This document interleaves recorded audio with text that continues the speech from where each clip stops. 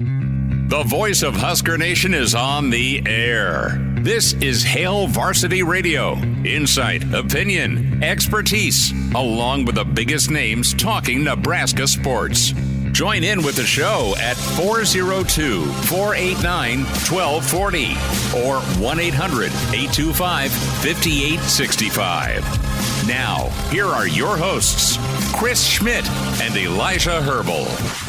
Welcome to it, midweek editions here at Hail Varsity Radio. You can find us on a lot of different social platforms, also along the Hail Varsity Radio Network. Chris Schmidt, Elijah Herbel, Justice Rhody. Numbers to get in, 489-1240, 489-1240. Can email, we'll get to some emails, Chris at hailvarsity.com. A little bit of a rainy, dreary day here in eastern Nebraska. We'll see if the weather matches the mood about 7 o'clock on Saturday night. Big ball game for Nebraska-UCLA. You know what this weather is screaming to me today? It's a great day to watch yet again the Battle of Helm's Deep. No clue. The Horn of Helm Hammerhand? No. It'll blow one last time in the deep. It's a rainy battle. Okay, never mind. It's a good day for it, or maybe it's a good day to like watch Harry Potter if you're more into that. But today's a Helm's Deep kind of day. Neither. Got a text from Uncle Mark yesterday, and this was on the way home. Popped up, pushed the button in the vehicle. And he's like, gee, you were a grumpy bastard yesterday, or yesterday's show. Like, well, yeah, probably so. I'm anxious, man, to get into November. Get done with Halloween, clearly, and then just see where this football team's at, and where Nebraska's path is at. If they're off the dreaded yellow brick road, or if they're still kind of front and center on even ground. We'll check in with Mike Babcock with Hurrdat Sports and Hail Varsity. Babbers coming up in about 15 minutes. Evan Bland in hour 2. Kevin Sjuts, 10-11. Going to be with us, part of that airport beer fraternity. And then Dr. Brandon Seifert will talk Shohei. My family ecstatic last night with the Yanks getting that much-needed win to avoid going to Cancun. So they are praying for back-to-back wins as they are wretched Yankee fans. Love them dearly. But the World Series tonight, Game 5. So Nebraska football dives in, and we'll see where this team is at. And Mitch kind of alluded to it yesterday. Mitch Sherman was with us. The tipping point versus the launching point discussion as you look back at, if we fast forward to post-Iowa, where's this team at? What did the Ohio State game mean / do? And up next is UCLA. And Justice and Elijah, the process into progress discussion is very real, because I think that the Nebraska fans are, for the health and wellness of Husker Nation, go get this W, man, on Saturday. The line, has it jumped back up to 7? Was it down to 6.5? It started at 9.5. I think it's going to be a tight ball game. But I think it's, another needed tight ball game. And, Matt Rule has laid out the process, has talked about the process. What you see on the field and what you saw Saturday was progress against Ohio State. That needs to be followed up with process, progress, and win. And quite honestly, if this team can look at how they went about their business, right? Your preparation, your play, you have a certain consistency level, that scoreboard's going to take care of itself. And I think if they get about it, I don't know how many wet ball drills they've been doing the last couple of days, maybe a little bit rainy on Saturday, but Nebraska will have a chance to do some work against a team that's better than their record. I think that's the narrative that's very real and true about this UCLA squad. They come in at 2-5, but they've had some murderers row consecutively post-Hawaii. They won that thing out on the island to start the year, and then it was just an onslaught consecutively. It was Indiana game 2 as they drop a nuke at the Rose Bowl. Then you get to go hook up with Penn State, and then it's, oh yeah, there's LSU, and then let's see how you guys handle Oregon. And UCLA was in all of those games until the fourth quarter, until kind of midway through the third quarter. There's a point in time where UCLA's done dealing, but how long do they hang around? Do they take the lead? Who knows how Saturday starts out?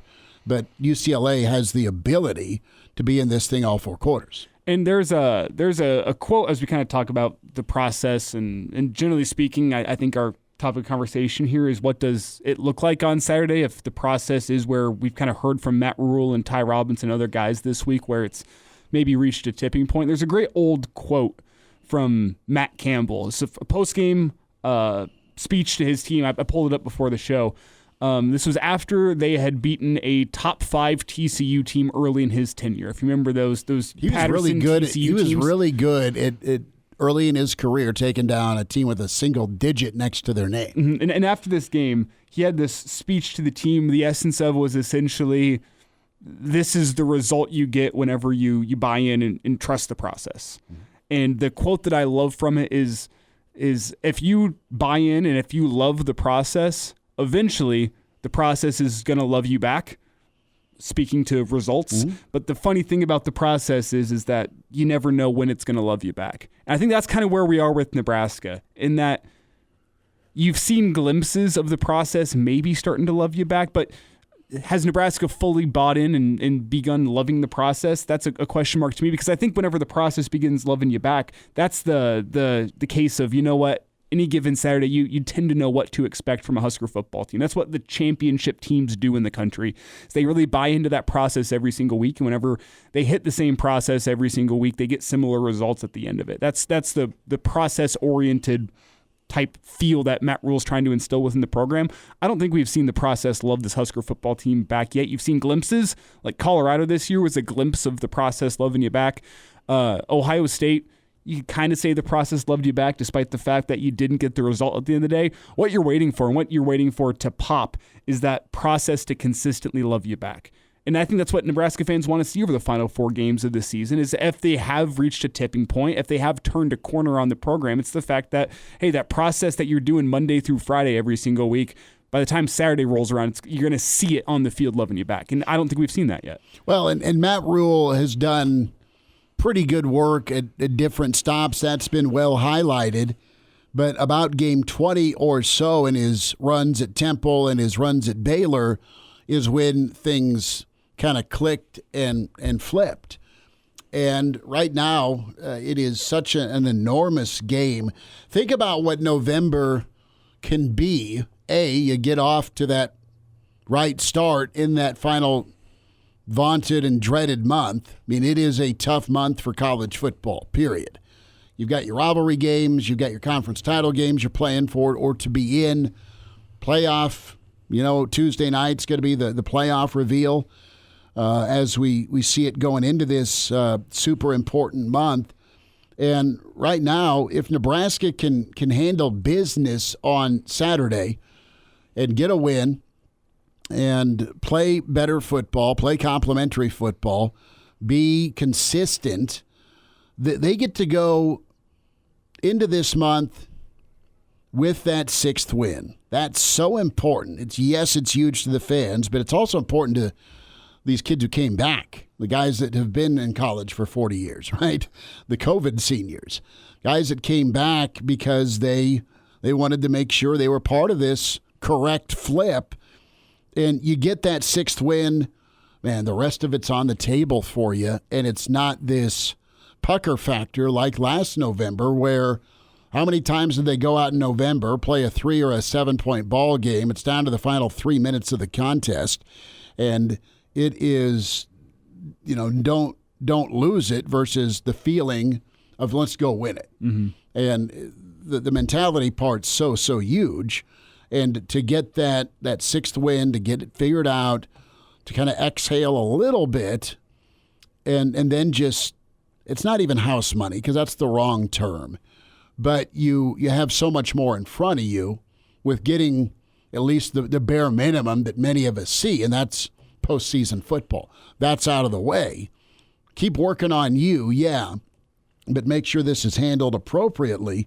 And you go back to some of the 10 years here in Lincoln, and we've done the turnstile thing a lot post-TO. And we talked about Frank, and I want to really kind of start with Callahan, where there's been games and moments, if you look back, that you can circle and say, you know what, if that would have gone the right way, things maybe could have been a little bit more stable. Maybe things could have been a little bit more better for Bill Callahan. I look at the 2007 USC game. I look at Bill Callahan and where it went after that game, right? That was kind of your health check. How are you on the road at USC the previous year? 2006 turned out all right with Jay Moore and crew. You look at 2007, and it was a 5-7 season. If you're Bo Pelini, you win any one of those 3 conference title games, the mood, the tenor, the support, it's the other way. You can maybe tolerate some more stuff for those of you that aren't on the Bo Lever bandwagon, but you were right there against Texas. You had a big lead against OU, and then what happened in Indy happened in Indy. That shall not be spoken of again. Mike Riley, you win that Wisconsin game on the road. Your 2 unbeaten teams in 2016, the overtime ball game. Who knows? Who knows what you're like going into Columbus the following week, and that season doesn't end horribly with a 2-4 mark as you started out unbeaten and ranked 6th in the country. And then with Frost, you go hold on to that Colorado ball game in 2019. Maybe it's a different thing. That moment, that ball game, that era was really never the same, in my opinion. It was early in his tenure, it was his second year, but you go out, build a big lead in Boulder in 2019, you lose in overtime. Well, that's what's kind of different about the Matt Rule rebuild, if you want to call it that, is like you don't get caught up in the one game where it's not, you know what, Frost didn't get rained out against Akron. You don't lose that first game against Colorado. You never know. Right? No, I know, but it's not about what happens on Saturday with Rule. It's about what happens Monday through Friday. That's fair. That's kind of the big overarching difference that I see. That's why I think I keep on coming back to the process. And yeah, it's incredibly discouraging. Our shows last week can tell you that about what happens on Indiana, 56-7. Like, this feels like the sky is falling. But what it instilled within the team, I think, was that Monday through Friday, how they approached it heading into that game was not right. And you see it look right against Ohio State with, I know we were thinking about it from a results point of view, but that process of Matt Rule kind of talked about the behind the scenes felt more right. The guys talk about it felt more right. And you see the result you come to on Saturday. You should see that with more consistency Monday through Friday, because I don't think Rule is hung up on what the result of one football game is in terms of his rebuild as a whole, if that makes sense. No, you got to go play better football, which is fair, but part of playing better football is your Monday through Friday. Yeah.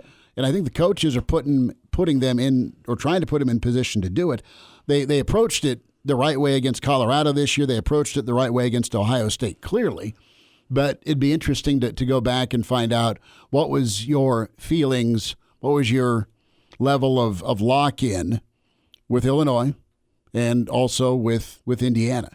Because I think if truth be told, if I'm going to read in and speculate, I think there's probably a little bit of lack of respect by Nebraska towards an Illinois and certainly towards an Indiana. Back to the logo comment that we spent time on here a couple of times this week. But Justice, the process and the progress, you're around some of these dudes as a student. You're also a young dude, newly minted 21. How boring and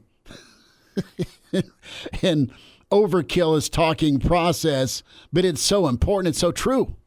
I think that's the big thing when you talk about a process, right? Is like it's kind of like an old life analogy, right? Like the best thing to where you want to get in life is not to worry about the journey's end. It's to worry about loving the journey itself. And I think the big thing with this Nebraska program is a lot of these young guys, they aren't as skewed mentally with the losses and like the illusion of Nebraska as a losing program, right? And a lot of the young guys that I'm around in classes, they have a firm belief that they're going to be the guy to help change this program around. And I think that's the big thing when you look at this program is going into Saturday, Monday through Friday is so important because you have to go in with the mindset that you're going to physically dominate UCLA. And I think a lot of these guys, as as I interact with them and as I talk to them around campus, they really just believe, they have a self-belief, right? And that's something that you haven't really seen a whole lot. And just the big thing is you have to physically dominate UCLA. And I firmly believe that they believe that, and that the ship's going to turn, and that the process is going to start to show some real progress on Saturday. Get into it. It's second nature. You just kind of get into some good habits. Those habits turn into winning time in the fourth quarter. I'm not sure what it is, but this rainy weather has made us philosophical on a Wednesday. I think it's fully the weather.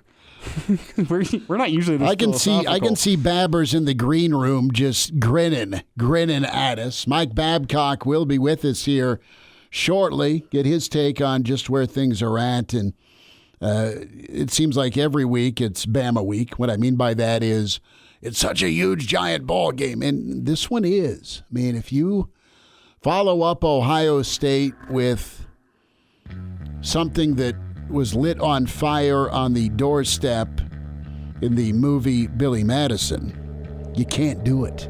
You can't do it as a bunch of dudes in the locker room, as this coaching staff and the fan base. Go play good football, right? And see where it falls out. Mike Babcock with us. Good to be with you on a Wednesday. It's Hail Varsity YouTube channel. And now, back to Hail Varsity Radio. All right, somebody put a shock collar on me. We did not even get to our starting five. We will get there in a moment. A lot of comments about Lord of the Rings in today. That's what I love to see. See, you just threw me off going to that medieval times reference with the flicks I've not seen. I can't participate. Haven't seen any of them. Okay, I've been trying to book a Lord of the Rings marathon at some point later this month, maybe into December. So if that's of interest to you, if you have 12 hours on a Sunday, it could be fun. Mike Babcock is with us here from Hail Varsity Hurrdat Sports. Get Mike's bi-weekly newsletter, MikeB@HurrdatSports.com. Get the email in. Babbers, you want to jump in and be philosophical this Wednesday with us? How are we doing? I'm doing okay. I'm still trying to process all this philosophy that's been discussed here in the last few minutes, and it's overwhelming. So this is what you would hope, that Nebraska's defense overwhelms UCLA. I know, man. Too much thinking, not enough hitting going on. But I want to ask you about Ohio State's effort, Nebraska's effort against Ohio State, and the old Ted Lasso believe sign that he put up the minute he got over to merry old England.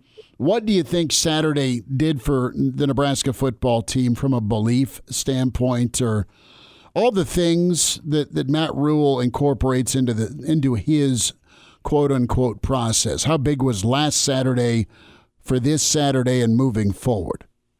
I think in some ways it was the opposite of what happened against Indiana. Mm-hmm. I think that it's the kind of thing that you can build from. And if you look at the process that you're talking about, now you want to take a step forward from that. What does that mean? I mean, that means that you're going to be a pretty good football team if you continue to grow the way you showed against Ohio State. Now, it's the same as I say every week, but the most important game on the schedule is UCLA. It's the one that's up next. And what happens in the UCLA game, I think, will define, in a lot of ways, will help define this season. And not just because it would make them bowl eligible, but it would show that they come out of the Ohio State game with having taken that next step and understanding the process, so that after UCLA, you've got a week off, which is good. And then you go down the stretch, and presumably you're going to continue that way, because I don't think they continued with the Indiana game. I think something there just was the wiring was just not there. And I don't think the process was there. It's Mike Babcock with us here, his usual spot, a Wednesday edition of Hail Varsity Radio. And Mike, one of the things that Justice said before the show that I really enjoy is that you're kind of waiting as a Husker fan for that process to turn into progress. That's been the general theme we've been hitting here. When does that process become progress? And from a Matt Rule process-oriented frame of mind, you don't look at the result on Saturday to determine the progress. You look at the process to determine the progress. So how does it look on Saturday if Nebraska is committed to that process, the progress happens on the field? What does that look like to you, the result notwithstanding? Just, again, a reflection of what happened against Ohio State, that you're very physical. That's one of the things that Rule said he wants to be is more physical than the opposition. And I think that's where Nebraska was, went toe-to-toe with a really talented Ohio State team. And so the physicality, I think, is important. And I think that that's what you're going to see against UCLA. If the process is there, and if it's reflected there, Nebraska will be very physical against a team that really hasn't been able to run the ball very well. And you're going to have to be able to do that, I think, given the potential weather conditions there. On Saturday, you better be able to run the ball. And UCLA hasn't run the ball very well. And Nebraska has shown that it can play defense against the run pretty well if the process is reflected in what happens during the week. Mike, when we talk about Nebraska and this fan base, what do you think Saturday sounds like if the scoreboard reaches triple zeros? Nebraska's on the right side. How do you think Nebraska fans react to that bowl eligible win? I think they'll be pretty excited about it, that Nebraska is finally to a bowl game for the first time since 2016. But I don't think you can stop there. I don't think 6 wins. If you get to 6 wins, that's great. You're bowl eligible. But there's more to this season, and if that's all the further that you get is 6 wins, then I don't think the process is being reflected in the final 3 games down the stretch. It's still got to be there. I mean, there's more to be had, and it's not like, well, we got 6 wins. Okay, that's it. This season is a success. I don't necessarily think you can say that.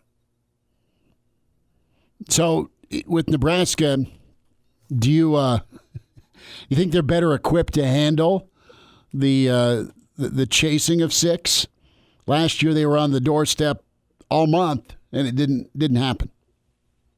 I do. I think it's the one game at a time. The most important game is UCLA. I think you get the job done against UCLA if, you guys were talking about the process during the week. If that process is reflected in what happens on Saturday, I think you get that win against UCLA. And then the next game, the most important game on the schedule, it becomes USC, because you can't just say, well, we got bowl eligibility finally, so that's good.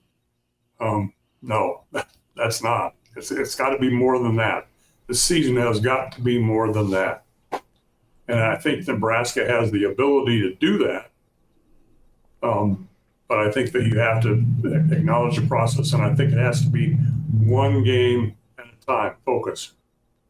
Mike, I think you hit the nail on the head there, and I wanted to just ask you, with this Nebraska team, it has to take a step at some point, right, where the process turns into progress, where this team goes from a losing mentality to being aggressive and winning, right? So after UCLA, looking at that bye week afterwards, what do you think the mentality is going into this week, and what do you think the mentality is going after? Do they have to have an aggressive winning mindset to attack a tough month like November?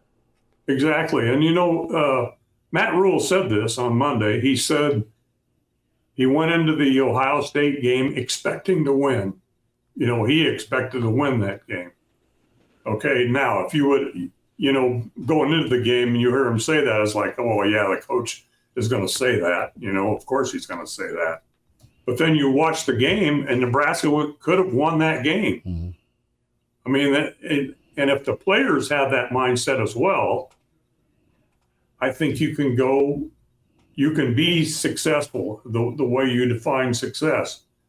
But again, if you go in and you get the UCLA win or whatever, and then, well, we got that bowl eligibility finally, and you don't continue that attitude, it hadn't been this season has not been a success. If you get to a bowl game and that's it, and it's 6-6, this season has not been a success in my mind. Babbers, a lot of history with Nebraska and UCLA. Would have lost money saying they're going to be conference mates. They are now conference mates, but Nebraska always seemed to have home and homes over the years, Bud, with the Bruins, and that was pretty important, wasn't it, when it came to Nebraska recruiting the West Coast? Yeah, it was. It was. That, those Nebraska's presence on the West Coast was important. I think recruiting was an important thing. Get some guys from out there, guys like Steve Taylor, mm-hmm. Or whatever. And I think that's going to be important. That's one of the things that the addition of the West Coast teams to the Big Ten, to the Big 18 now, that's important from a recruiting standpoint. Definitely, there's no question about that.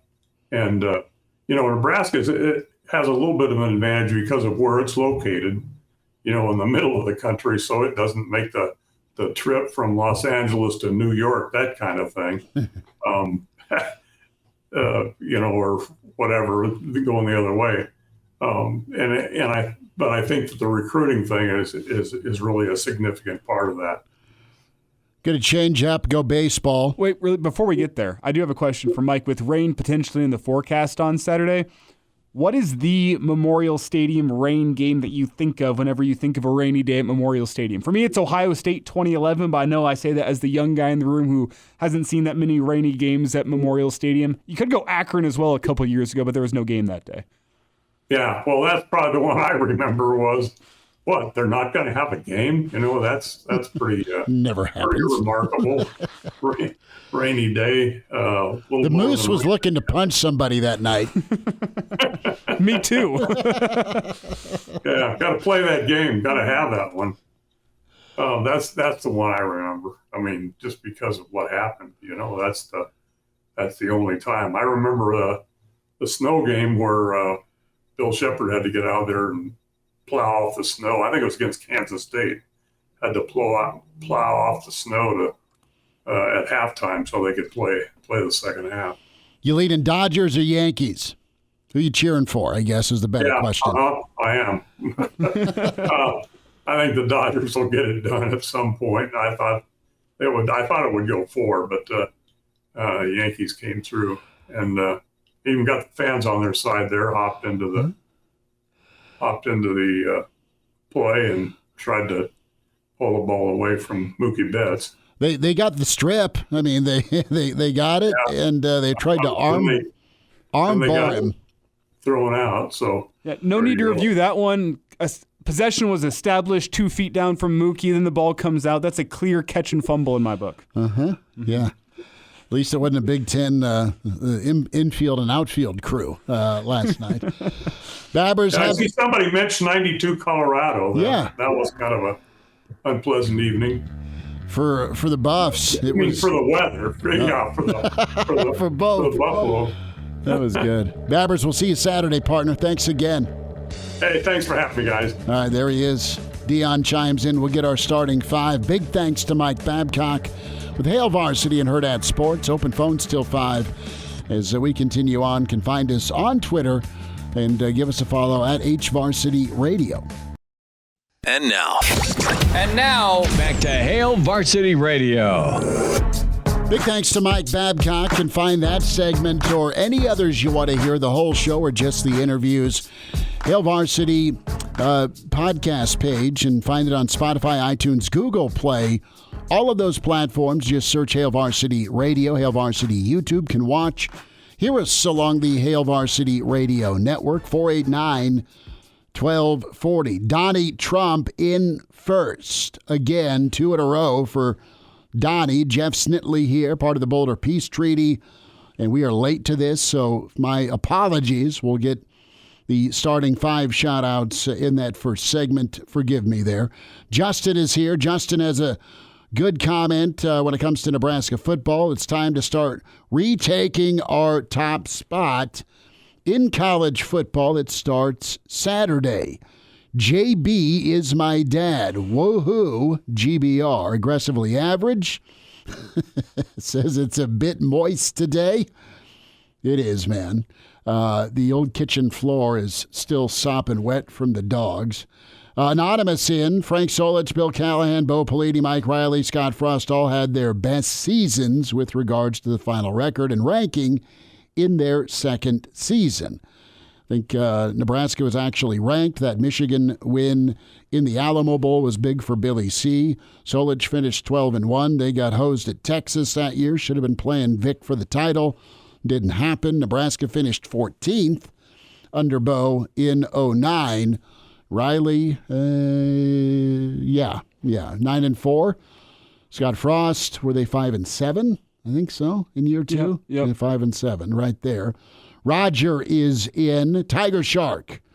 Diver is in. Cornheads. The other Dave is here. NASCAR Eric checks in.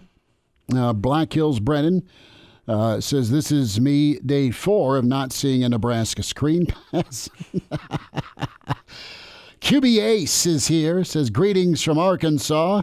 Early prediction. QB Ace says Nebraska 27, UCLA 17. Uncle Larry is in. Says, late, but I never miss a show. Uncle Larry, thank you. Mike is in from Cali. Good to have Mike. Coach Brandon's here.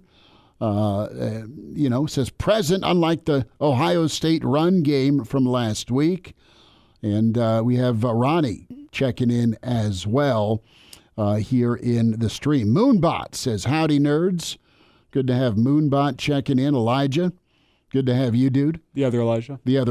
Walter from Philly is in. I got to ask Walter in the stream what Philly fan would have done to Betts in the outfield. I got to ask that question. It would have started with double birds. I don't know where to go after that. But I mean, if he's going into their seat, is it tire iron time? Is what I'm wondering. Big Butter Jesus Gaming is in. My favorite name of the day so far has been that's pretty good. Big Butter Jesus. Dion, shout out to you. Good to have you, bud. And Crypto King is in. Good to have him. So we've gotten a bit. I took one philosophy course in college. I don't know how I passed. I didn't go that often. When I did go, I wanted to run into traffic. Wasn't my cup of tea, but it tried to get you thinking a certain way. And I think that's what Matt Rule's been doing, man. It's not only a mindset, but also the physical effort and activity with this team. And it should be pretty exciting. We're on the road. Tomorrow, come see us. Come find us at the Single Barrel, 9th and P, Roadshow Thursday to get your college football weekend kicked off. And that's 4 to 6. They have all sorts of whiskey. They have all sorts of steaks and chops for you. So come find us tomorrow if you're out and about, 4 to 6 in Lincoln. Friday, it's a road show at Hurrdat Sports Bar and Grill. Excited to be back in Gretna. I pray that the weather allows my dream of a 4th patio show this fall, 2024, to happen. We can bring ponchos or something, worst case scenario. Sure, because our gear is reliable and waterproof. Fire pits, that'd be a little tough to turn those on to stay all nice and warm. But if you're heading up for high school football playoff coverage or just in the Gretna region, come see us. Hurrdat Sports Bar and Grill, 4 to 6 on Friday. So we'll be out there. Great patio, great bar and restaurant indoors there. Get yourself a pizza and be happy. Back at Single Barrel for a noon to 2 show coming up on Saturday. Getting you ready for UCLA. Then Real Red Reaction follows that probably about 6 or 6:15-ish whenever Nebraska-UCLA wraps up. Away we go. Away we go. So, UCLA, threat factor, I'd put it 7. not quite 5. They're better than advertised. I just think Nebraska is ready. Do we get a chasing 3 tonight or no? No, not after a loss. Okay, that's been the standard, at least, is after a loss, no chasing 3. So I am feeling not. Maybe at this time next week we'll have one, because I'm with you in the. So it's 3 episodes we're behind. Yeah. 3 games. Well, we did get to see some of that Illinois game in the following chasing 3 after Purdue. So maybe you get a similar scenario after you beat UCLA where you see Ohio State. Maybe I did just say when you beat UCLA, which is not a thing you want to be saying on a Wednesday before a game. But I am with you. Threat level 7 out of 10 is what you're calling it. Yeah, if you look at the record on its face, I will say UCLA is a lot more dangerous than your run-of-the-mill 2-5 team. It's because of who are those losses to. All the way down their schedule, it's, they lost to a good team. Oh, they lost to a good team. Oh, they lost to a great team. They were in the game. They lost to a national championship contender. Like, those are the things that cannot be reflected in just the record and just the final score alone. Is how much better did this team get as they played these good teams? Because you haven't seen a team that has thrown in the towel on the season just yet. You've seen a team that has learned from getting beat down a couple of times and also losing some close games to some good teams. They've learned, they've gotten better. They dropped a heartbreaker against Minnesota, and they come back, and I know the wheels were beginning to fall off for Rutgers, but they took down a good Rutgers team as well. Now it's after a bye week Nebraska. What kind of lessons have they learned is the question, but I mean, as we've kind of heard from Matt Rule all season long, and I'm sure this message is going to be reiterated within the locker room this week, is Saturday isn't about UCLA and what they can do.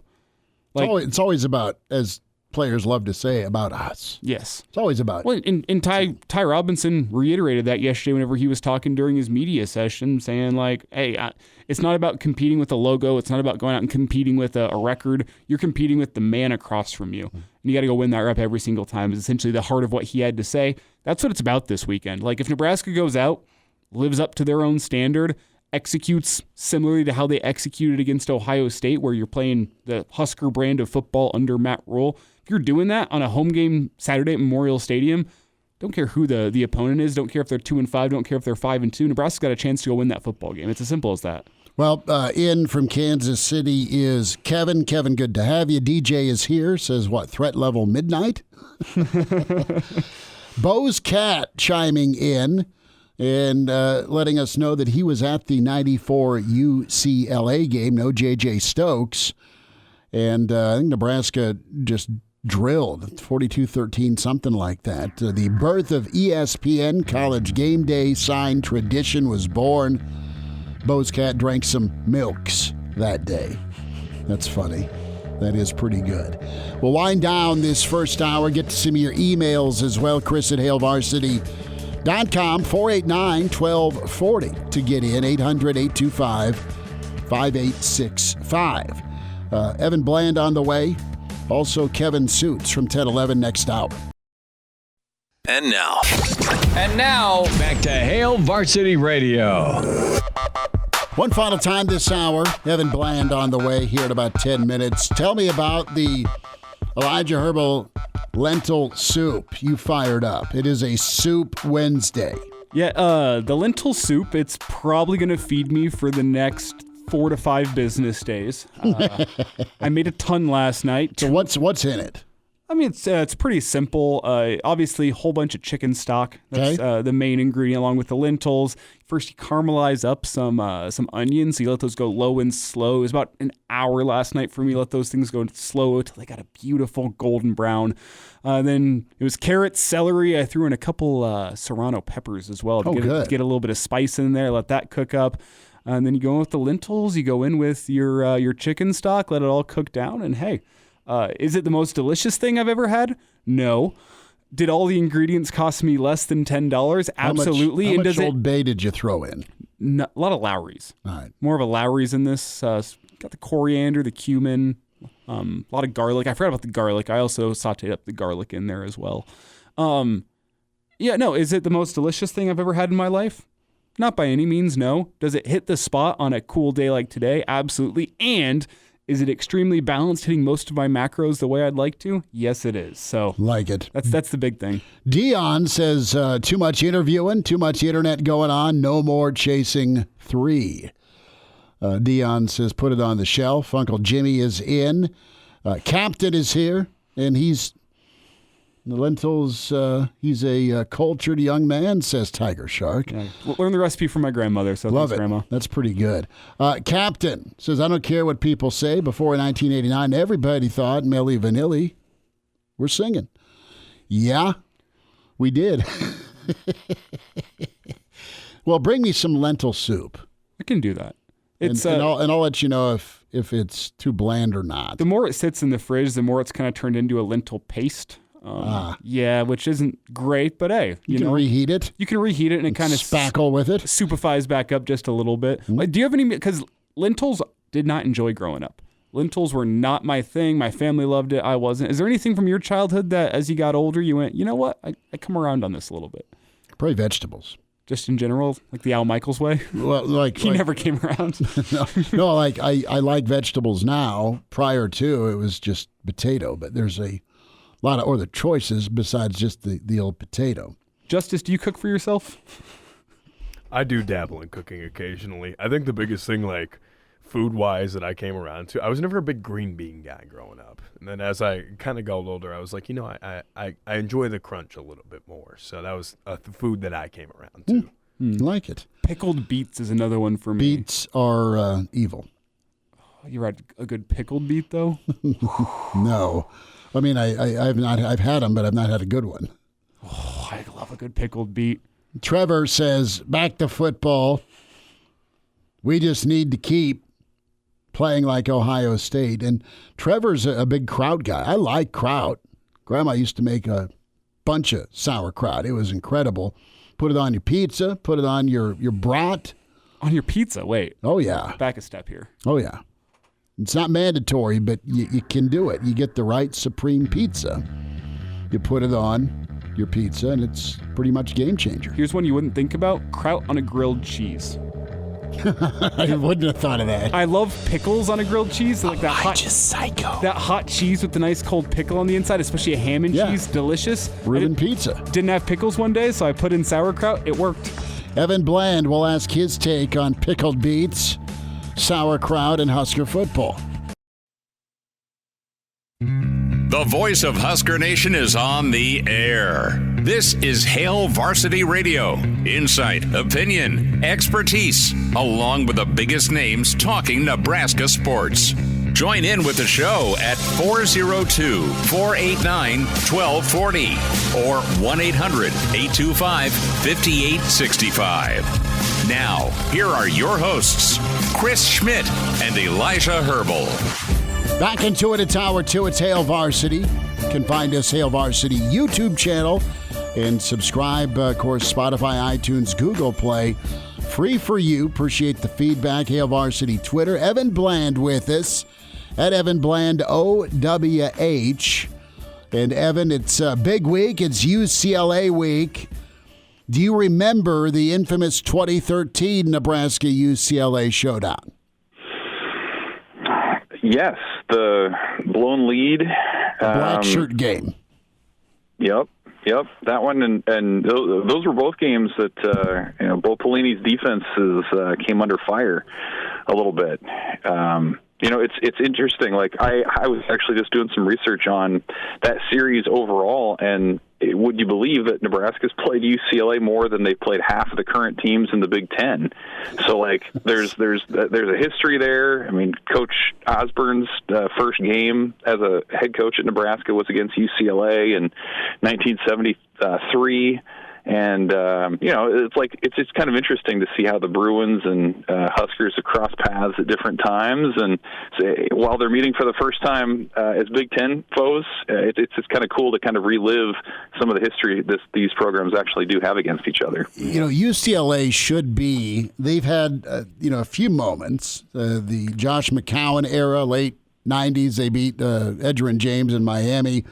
You had the Troy Aikman era. Mm-hmm. But they have never, ever sustained I mean, they'd be a 7, 8, 9 win team under the late Terry Donahue. But it always felt with all the NFL draft picks, especially Mora printed like first round defensive guys, and they were always 8-4, man. Yeah, for whatever reason, like they just rarely were at the mountaintop, but they didn't ever stay down too long either. They a lot of notable players. You mentioned some of them, Troy Aikman. Just some history there with Nebraska. They go all the way back. This is what I didn't know. I was looking at their first games. They played in 1948 in Lincoln. UCLA wins the game, and multiple players were ejected late, and some fans from the Memorial Stadium stands came onto the field. There was a brief melee on the field before Lincoln police broke that thing up. So you want some bad blood?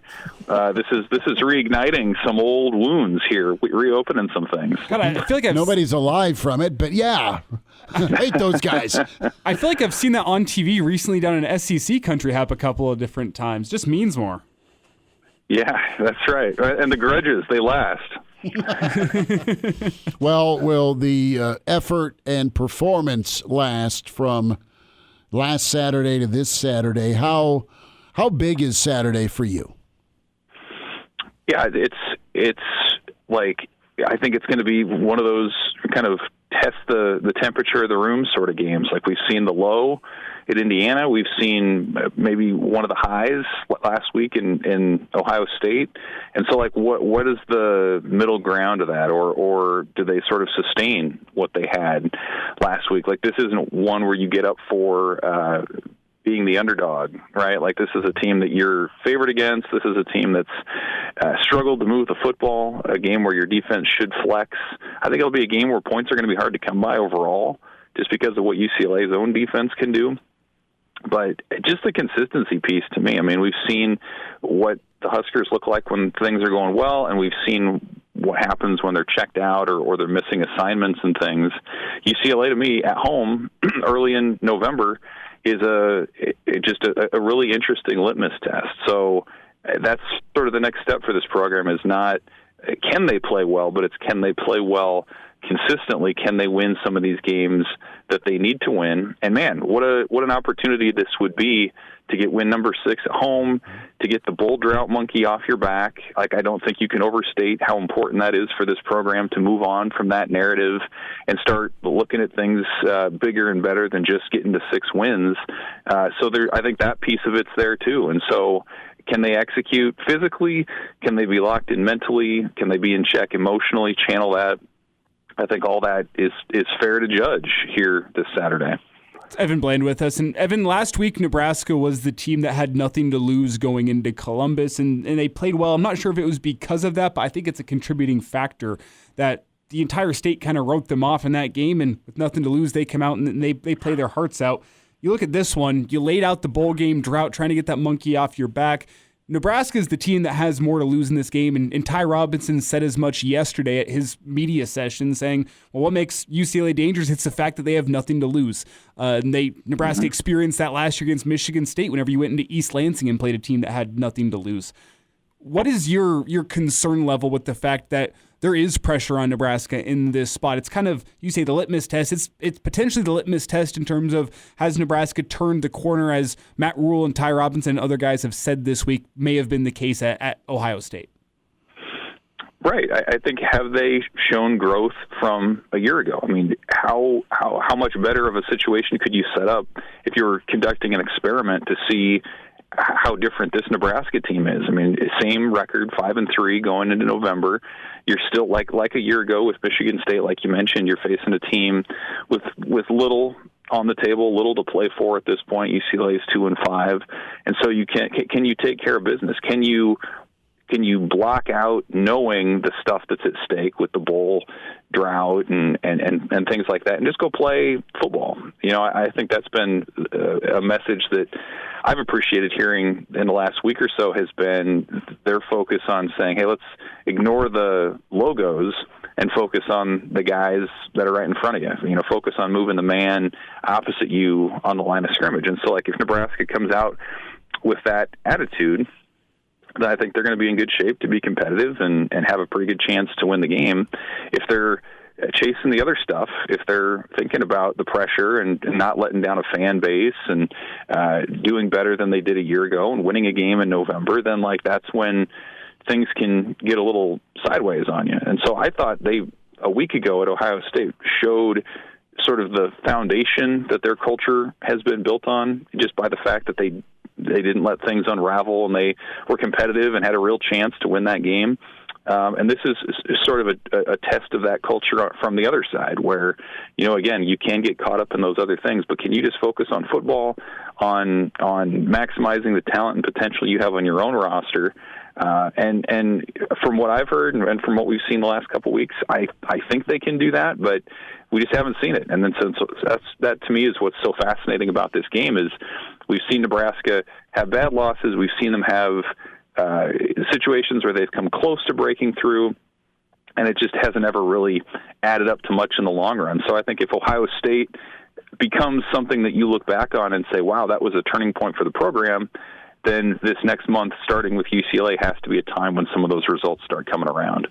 Got to show up on Saturday, and Coach Rule said as much in Columbus, and it's been reiterated. Evan Bland with us here on Hail Varsity Radio, at Evan Bland, OWH on Twitter is where you follow him, omaha.com where you read him.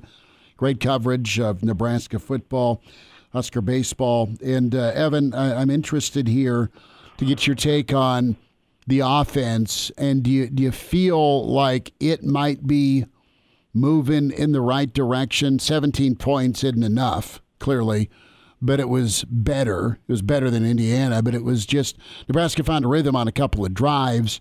Do you expect Saturday and beyond for Nebraska to maybe find some of their footing this late in the year with some go-tos on offense? Yeah, maybe. I mean, you're getting to the point in the year where you kind of are what you are in terms of the guys that you have and what you want to run.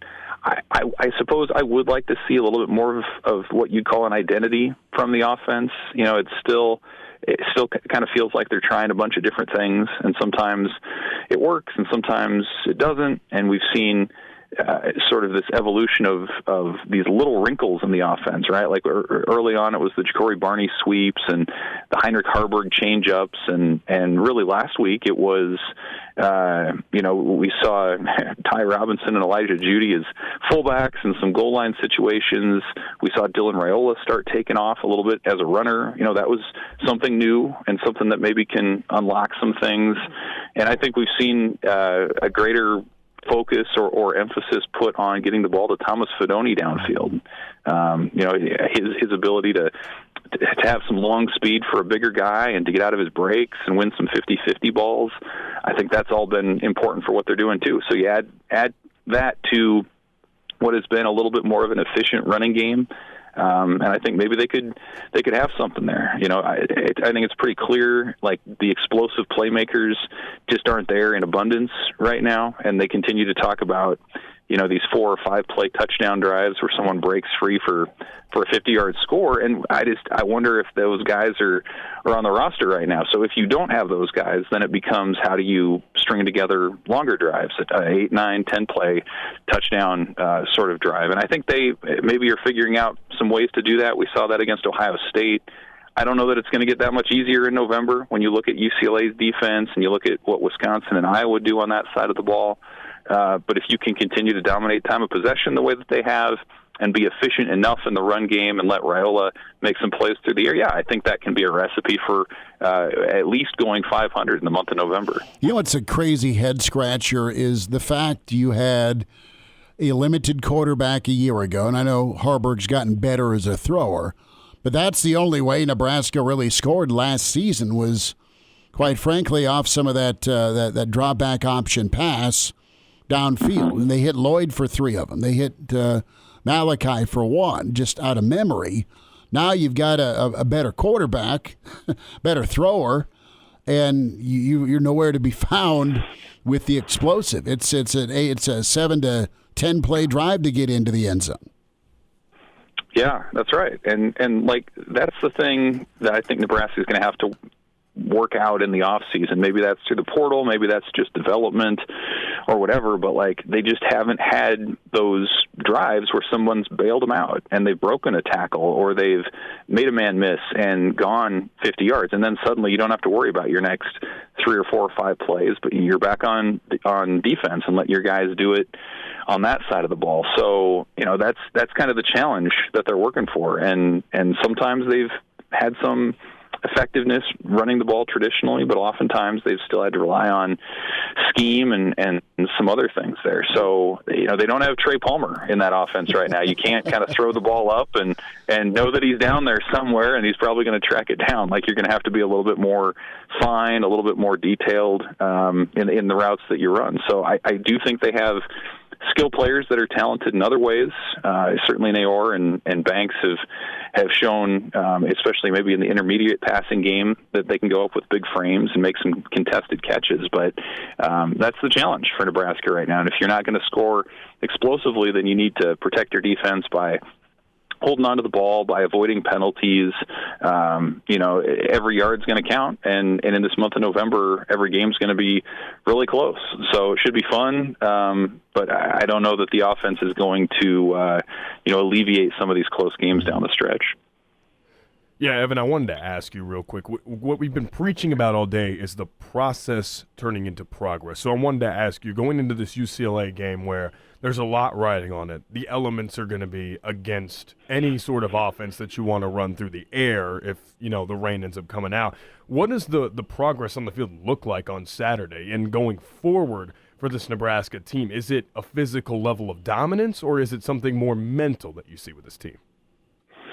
I mean, to me, it's still just the consistency piece where, like, you just don't know week in and week out. Like, Nebraska's kicking game looked pretty good against Ohio State, but what's the level of confidence that you have that that's going to be reliable on Saturday? The offense had its moments in the run game against Ohio State. What's your level of confidence that it can be that effective on Saturday? I think it's fair to say that you don't really know because it's been up and down. Even the defense, which has been the anchor of this team for the last year and a half in the Matt Rule era, has had its moments where there's just been some missed gap assignments or some tackling has been spotty or whatever. So, like, whether they go 4-0 or 0-4, like, I think there's within those results, and the results are important, don't get me wrong, but within those results, there's just got to be a level of consistency that this program has where you just know, hey, this is what they're going to do well.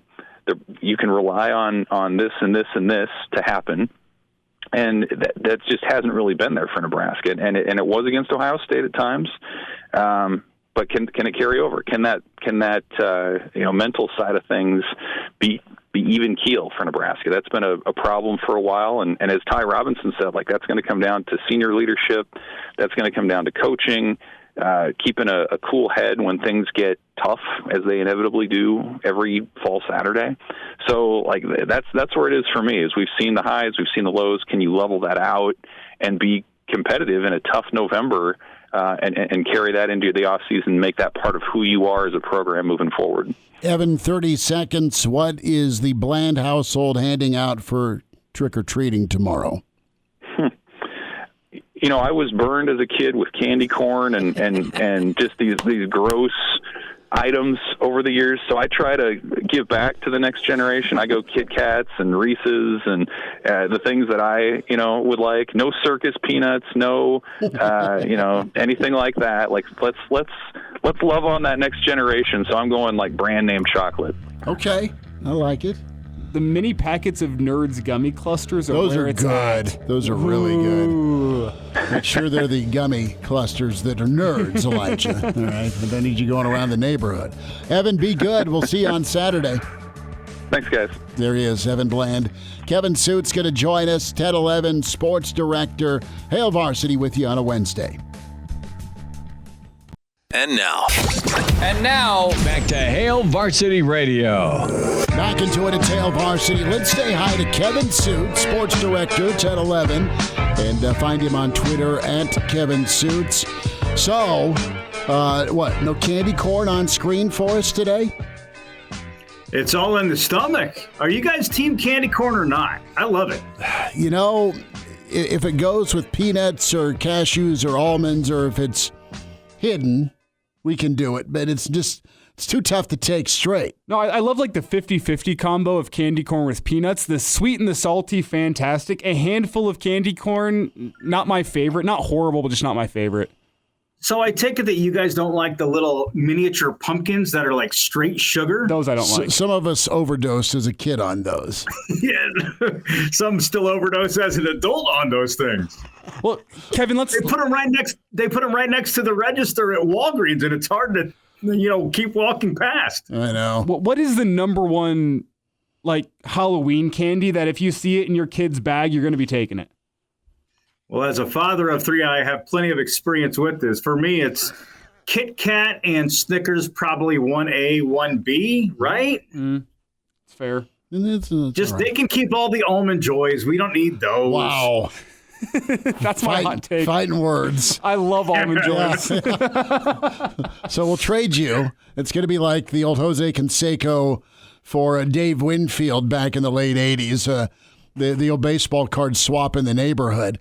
I will give you the Almond Joys. I will take the Almond Joys. You can have all the candy corn.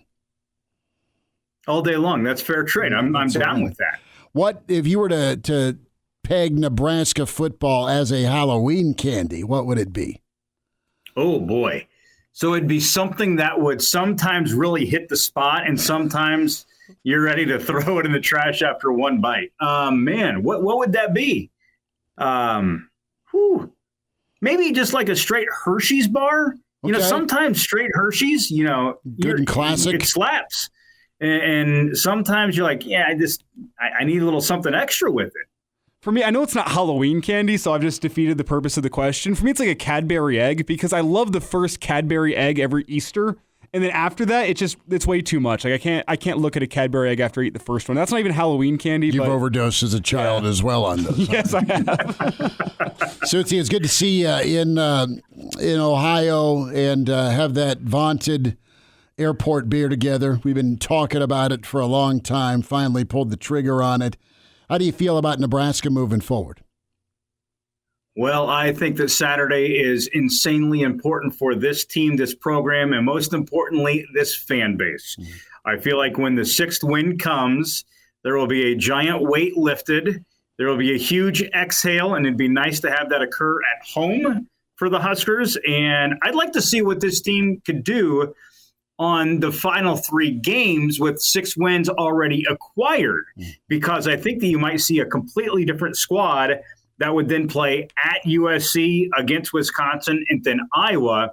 The longer that the 6-win chase lingers, the more pressure they will likely have down the stretch. So this is a gettable game. I know the team says that this UCLA team, that they're on the come. They're getting better every week. They do a lot of different things defensively, but I think overall Nebraska is the better team. So they got a legit chance here to get win number 6 on Saturday. Yeah, and Kevin, one of the things that I think we've kind of talked about for years in terms of Nebraska being able to reach expectations is going out there and beating the teams that you're supposed to beat. And in the Big Ten West, it was your Northwesterns, your Indianas, Illinois, those ilk of teams. Does UCLA, based on what you've seen this year, fall into that category, just simply put, of a team that Nebraska should be beating on a year-in, year-out basis? Yeah, without question. And I guess that's one of the things that haunts Nebraska in terms of this game is the expected wins haven't been expected wins, especially in November. That's what really, throws a little juice on this game. Going all the way back to maybe the Mike Riley era, Nebraska's played very poorly late in the season. And so you have a team that you're better than. It's a game that you should win.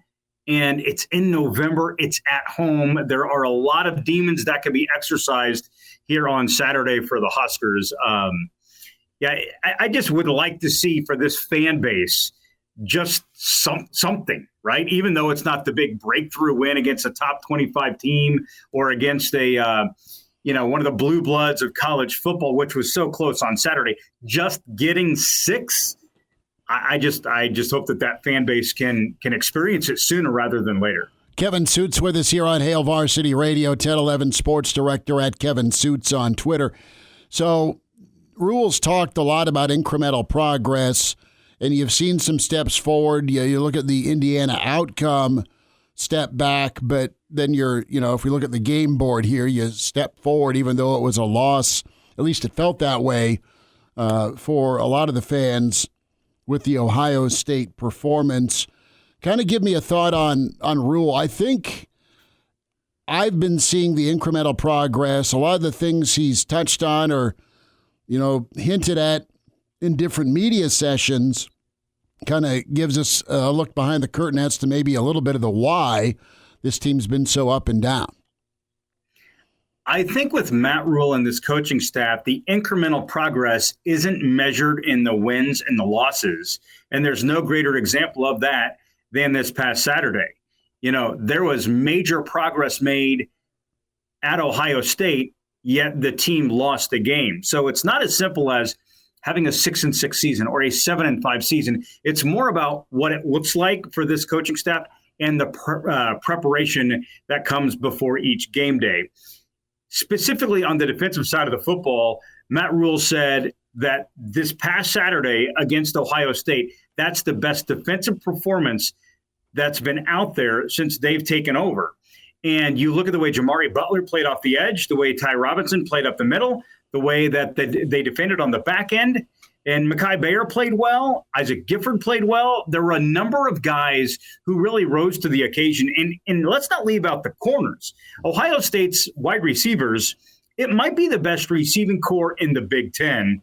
And those guys on the edge didn't get a whole lot of shine after the game. But I think that you're learning really quickly that even on the two deep, you throw in a Jeremiah Charles, in addition of, Malcolm Hartzog, and, this is without Tommy Hill, too, that the guys on the edges did a pretty nice job defending, and they will need them to keep doing that, especially with USC coming up following the bye week.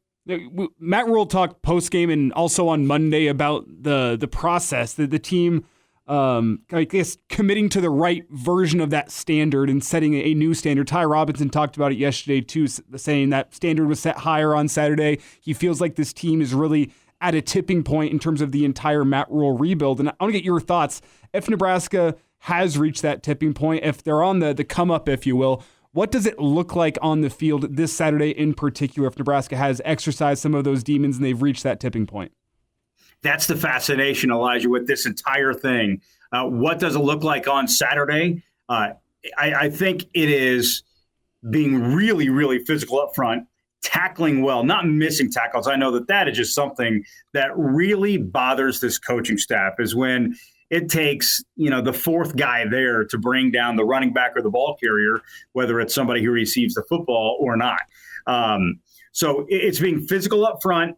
It's about making tackles, especially in space. And then even if you look at offensively, the tipping point is finally busting a big play. I think that's the missing ingredient offensively for the Huskers. And I think if Nebraska can hit a 50-yarder, a 60-yarder, or something bigger than that, it really helps neutralize some of the swing passes and the screen plays that really have fans really uneasy about the offensive philosophy that's in place right now.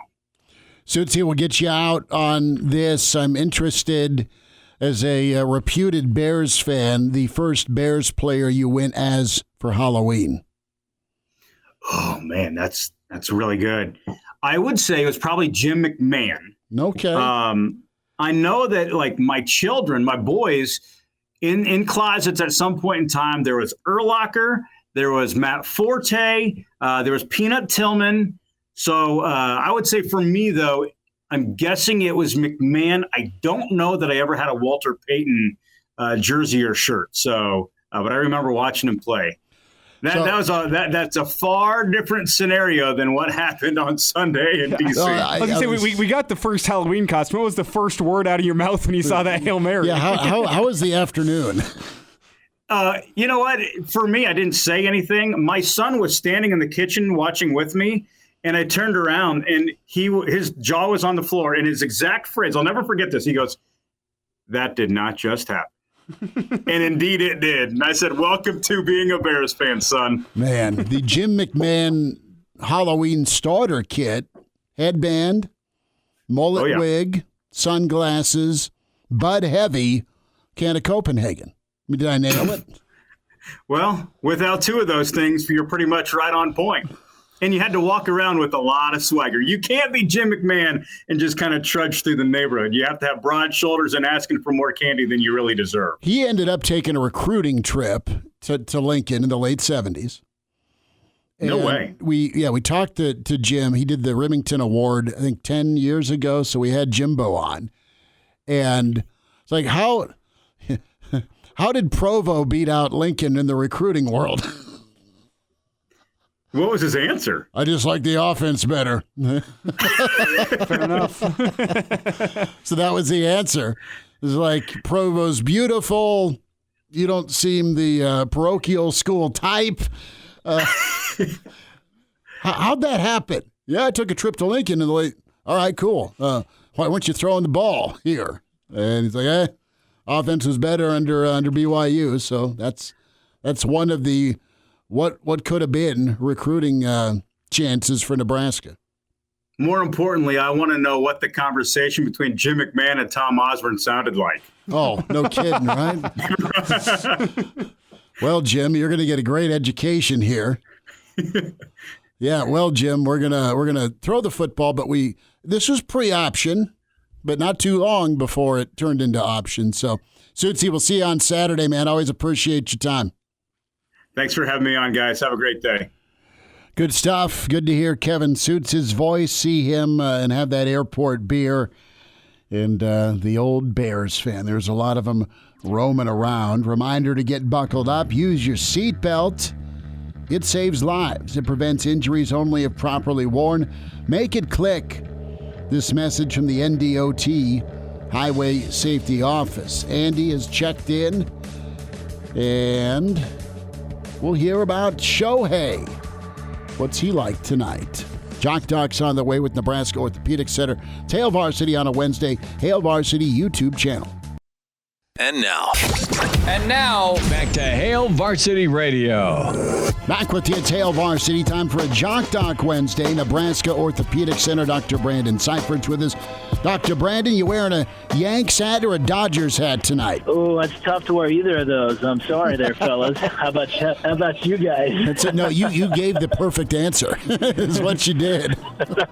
Well, Dr. Brandon, I have enjoyed the series, though. It's been good. Yeah, let's turn it around. Different angle here. Not tonight, but tomorrow. Do you have your Halloween costume picked out just yet? You know, I think the excitement is starting to die down a little bit in the house. My girls weren't as excited this year as they normally are, and you know, Mom and I didn't go all out and get ourselves costumes this year. In fact, I think what I'm worried about most is the kids running across my new sod that I just put down. Bad timing. Good man. Put that electric fence up, and away we go. That's exactly what I was thinking. That's a win right there. Stay off my yard. It's new sod. It's got to come in. Dr. Brandon, let's talk Shohei Ohtani. Went 1 for 4 in Game 3. This was after the Game 2 mishap where he has that partial shoulder dislocation, subluxation, and went 1 for 4 last night in Game 4. But it looks like he's a far cry from immediately after the injury happened. The more time has gone on to now, just doesn't quite look the same. Yeah, you know, interesting injury for him. So we talked about dislocations here on the show before. Obviously, we're dealing with the shoulder, and this in particular here. But you know, kind of before you get in, there's some ortho talk here. But before you get to a full-on dislocation where that ball portion completely comes out of the joint, if it moves maybe partially out of the way, we'll call that like a subluxation. So you don't fully dislocate the joint; it kind of slides a little bit on the edge, so it's just kind of perched on the edge of where it goes over. It doesn't quite do that, and then it kind of comes back in. That's what we call a subluxation, and that's essentially what it sounds like they're describing this for him and his injury. Yeah, and with that subluxation, Dr. Brandon, I mean, Dave Roberts said that he doesn't think Shohei has been impeded by this injury, saying the quote, "We've asked him many times over and it's not impeding. He doesn't feel it." But then you look at the stats. I mean, since the injury, Shohei's 2 of 15, 2 walks, 1 hit by pitch, no home runs. I mean, it's not the numbers you expect from Shohei Ohtani. So just take me through how impactful you think this could be, the subluxation of the shoulder. Yeah, absolutely. So what you think about there is structurally you start asking yourself the question, okay, how does one, sublux or even dislocate the shoulder? And really the big thing there is having an injury, we've talked about this before, having an injury to the labrum. So thinking about anatomy of the shoulder, that shoulder's a ball and socket joint. On the socket side, which we call the glenoid, there's a ring structure that sits around that socket. It's called a labrum. And it acts in some ways as a bumper to basically keep the ball portion in place. There's some other structures attached to it that, again, all assist in trying to keep that ball portion centered or within the sphere of the glenoid. So what happens is anytime you basically sublux, so as the ball portion starts to roll up on top of that labrum, you'll actually catch part of that labrum. You can actually start to tear pieces or peel pieces of that labrum off of the socket. And eventually, if that gets bad enough, you'll peel the whole thing off, and then the shoulder obviously just slips out or completely dislocates out. So in this scenario, you asked the question about, is this more limiting for him than we think? The question there is how much labral damage is there, and potentially he does have a decent amount of labral damage, and that labral damage changes the mechanics of the shoulder in terms of how much power you can generate. Obviously, your feelings of stability change. And it's those kind of things that really can change, a player's performance in terms of hitting, the confidence piece, in terms of even just taking your glove and fielding. So that's probably what he's dealing with at this point. Because in essence, the injury he had the other night was not all that traumatic. It wasn't a super high-level trauma, but it slipped out pretty easily, which makes you think that he probably has some underlying labral damage. Dr. Brandon Seifert's with us, Nebraska Orthopedic Center at Jock Doc Wednesday. Shohei Ohtani and the Dodgers trying to get a World Series win and close it out. Yanks trying to stay alive. Shohei with that partial shoulder separation. Sounds like he went off on his own, Dr. Brandon, did some different treatments, got a cortisone. To me, I think the guy can take the pain. It's the mental part. I don't even know how you get in the batter's box, honestly, with a partial shoulder separation and still give it a go. It just blows my mind how he's even still trying to go. Yeah, absolutely. Again, you said it. It's that, confidence that, hey, I can put, full power, get a full swing here, and this is not going to slip out. I mean, that's what you worry about is as you kind of bring those hands through fully extended and come through, you worry that ball portion is just going to pull right out of the joint and dislocate. That's no doubt what he's feeling. So impressive that, he's able to do that. But I will say, as I see a ton of these, and especially in like our football kids, that will have this happen in a game, and within a couple minutes for some of these folks, if they regain full strength, full motion, they go back and they play. Obviously, that immediate risk of instability is there and more significant early on. But again, once you have that kind of subluxation leading to the dislocation, your risk of that coming back out is pretty darn high. The cortisone aspect of this, when we talk about treatments, what are some other treatments possible with this, Dr. Brandon, aside from the shot? Yeah, honestly, the biggest thing here is if you can maintain excellent strength and control of those other surrounding muscle groups in the shoulder, that can be enough to kind of hold that in place. So working hard to try to do that, I know over a short term it's hard to try to do that, but even just getting back to a reasonable level of strength and appropriate muscle function is important. Every time that shoulder slides, it starts to stretch one of the nerves called the axillary nerve, which then changes, obviously, the muscular dynamics around the shoulder and firing. So that's what you always have to watch out for. So trying to just strengthen and overcome that's important. There's some bracing you can use, obviously not necessarily in this scenario, more in football. In this scenario, it's hard to wear like a big brace and still hit. So that's a little bit off the table in this scenario. Injection-wise, not much. Really the big thing here is obviously getting rest for him, which we can't really do now because he's in the midst of playoffs or in the World Series. But rest at some point, a strong rehab program, and then ultimately, what does it look like structurally? Does it need surgery, or can you get by with rehabbing this and doing well long-term? Dr. Brandon Seifert's with us here, a Jock Doc Wednesday. Shohei Ohtani, our topic, that partial dislocation of the left shoulder back in Game 2, still causing him some issues. And Dr. Brandon, we've seen it like he's been playing maybe not up to his level, but he's been playing in a risk-averse way in the World Series. He's been holding that jersey whenever he's been running the bases to make sure he's not sliding with that arm on the ground. Is that something you think maybe could continue into next season after the World Series? Do you think this is potentially a lingering issue for him even after the offseason? Yeah, I sure do.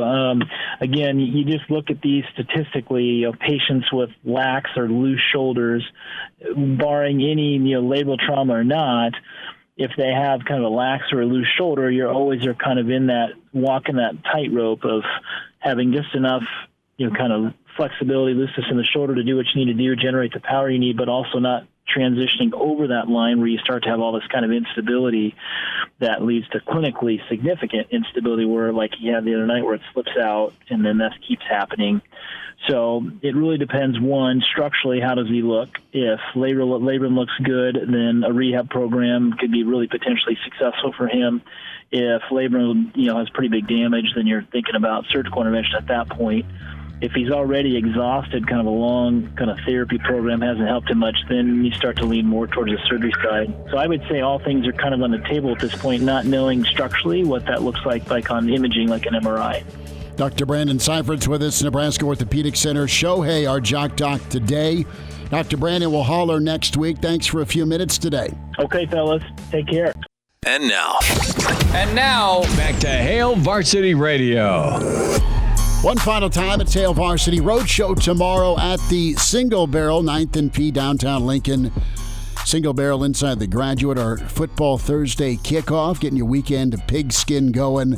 Whiskey, steaks, chops, incredible bar, wonderful atmosphere. We'll be there on Thursday, and then also Saturday pregame with the weekend edition of Hail Varsity from noon to 2 ahead of Nebraska-UCLA, and then Real Red Reaction be back at the Single Barrel around 6:30. So come by, say what's up, say hello, and say, hey. Hurrdat Sports Bar and Grill, Gretna, the roadie on Friday. Come see us, the presumed patio show, 4 to 6, but we'll be there. If you're heading out for high school football, get a beer and a piece of pizza at Hurrdat Sports Bar and Grill, Gretna, off 370 and Cornhusker Road. So we'll be there. So plenty of road shows in our future. I am wondering out loud now about fantasy football. Forgive me. Sorry to bore you. We were discussing during the break, and Schmidt and I are at a bit of an impasse. Well, Flacco's my guy just because he's come in and torched people. He's done well. Jordan Love's my starter. Growing injury. So do I ride with Flacco? It's an important ball game against the league's best in the league I've been in since 1992. Awesome league. And the rest of the roster looks pretty good. I have not consulted with Carson Schmidt, my GM, my junior GM. But Flacco, to me, I don't like the fact he's at Minnesota, though. I don't like the fact that he's freaking 40. He's 39. He still got it. If Cleveland would have kept him as starter this year, whole different team. I'm also biased because I had to watch Joe Flacco lead the Broncos for an entire season, and that's an entire football season I wish I could have back. So I am a little biased against Flacco in that regard. It's a testament to the fact that he's still in the league, but the fact that he's on your fantasy teams. I don't have much of an option. Do I go with Tua? I don't hate Tua against Buffalo. I think there's going to be points that game. Yeah? I don't know. Bo Nix? No. See, you've been trying to get me to get Bo Nix, and I can't do it. He had a great score. Our scoring system's a bit old school. Yeah, he was, I believe, over the last 4 games, the 3rd highest scoring fantasy quarterback overall over the past 4 games. Now, but you're in leagues did they where play some garbage teams? Sure. If they sneeze, they get points. I've got to have a certain level. I have to have 20 completions for any points. I get touchdown passes count as points, rushing touchdowns, and yards. Yeah. I know that's how fantasy works, but I've got thresholds to hit in my league where it's 20 completions, it's 300 yards passing. Those are the only 2 statistical numbers that get me points. Well, yeah, over the last 4 games, Bo Nix, 19 completions, 16 completions, and then 28 completions. How many total touchdowns? 7? 10. 10 in 4 games. Yeah, 2 rushing touchdowns. That's money. 7 on the... 9. Bad math. They are on the road, though, aren't they? 8, 9. Baltimore. They had 9 total touchdowns. I just don't like Baltimore losing to Cleveland last week. And then Donkeyland traveling out to crab cakes in football country. Well, it's the best offense in football with the Ravens against the best defense in football with the Broncos. An unstoppable force versus an immovable object. Yes, sir. Come find us, get a whiskey, get a steak. Single barrel tomorrow. And it's a road show Thursday. Big thanks to, Black Hills Brennan says. Go with old man, Chris. I got 3-0 saying Flacco.